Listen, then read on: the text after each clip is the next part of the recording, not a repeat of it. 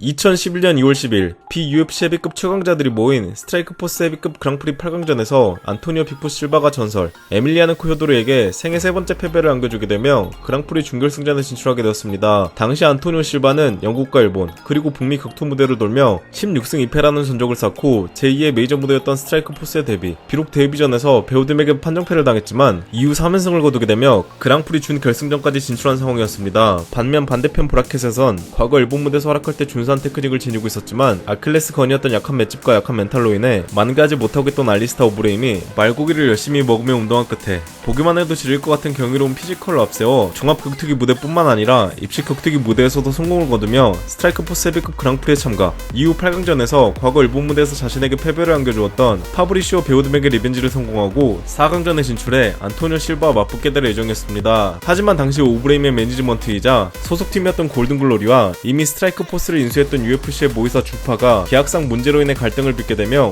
오브레임은 헤비급 그랑프리에서 이탈, 후에 단체에서까지 방출당하게 되어 오브레임과 맞붙게 될 예정이었던 안토니오 실바는 대체자로 들어온 다니엘 코미오와 경기를 치르게 됩니다.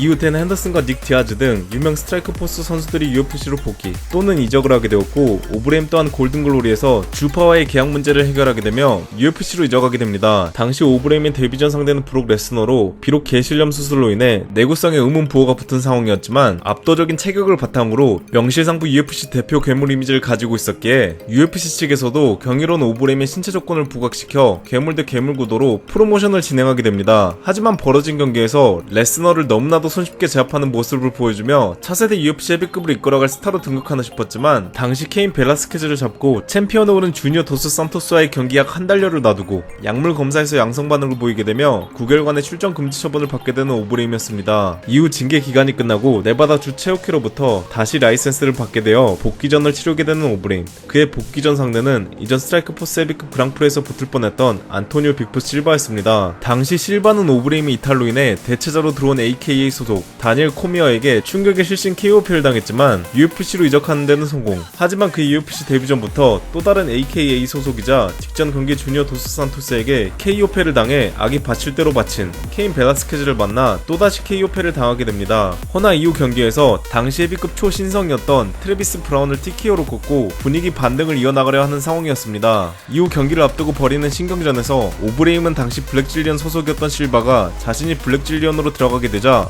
아메리칸 탑팀으로 팀을 옮긴 것에 대해 이렇게 훌륭한 팀을 놔두고 팀을 옮기다니 그건 멍청한 행동이었다 라고 비난함은 물론 실바의 전 트레이닝 파트너들에게서 받은 팁이 있다며 실바의 심기를 긁기 시작했고 실바는 오브레임에게 실험실에서 만들어진 녀석이라며 대응을 하게 됩니다. 하지만 대다수의 전문가들은 이전 오브레임의 약물 스캔들에도 불구하고 오브레임의 압도적인 우위를 점치며 실바를 타이틀 도전하기 전 웜업 파이트 상대 정도로만 여겼고 오브레임 또한 이러한 여론과 약물 스캔들 이후 복귀하는 자신에게 던져지는 물음표들을 의식했는지 What do you see as his biggest strength against you? He's a big guy, he's a strong guy. Other than that, shouldn't be too much of a problem. He's one big, huge walking target. And I'm pretty good at striking, so 1 + 1 is 2. Bigfoot's black belts in Judo and Brazilian Jiu-Jitsu do not concern me at all. I'm better in every aspect. And I'm going to show that. Fight will probably end in 1 or 2 rounds. I'm going to raise my hands after, and he's just going to be a number on my list, a statistic. Do you look at him as a speed bump on your quest to the UFC belt? Well, I mean, it is a person. I mean, obviously he's got a game plan, he's trained hard, but I know what I do to my sparring partners. I know what I'm capable of. Shouldn't be too much of a problem. Where do you feel you have the biggest advantage going into this fight against Bigfoot? I'm a better fighter. Better stand-up, better ground, better wrestling, better jiu-jitsu. I think I'm faster, a lot faster. I think I'm stronger. I think I have more experience.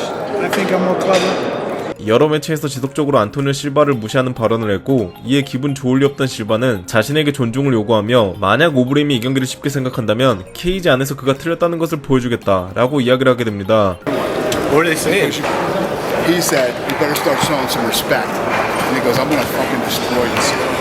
드디어 2013년 2월 2일 UFC 156에서 두 선수는 격돌하게 되고, 경기 초반부터 오브레임은 이전 레스너전과는 다르게 안면 방어를 거의 하지 않는 모습을 보여주며 경기 전 실바를 얕봤던 게 진심이었음을 보여주게 됩니다. 허나 타격과 클린치에서 이오타를 계속해서 적중시키는 건 오브레임이었고,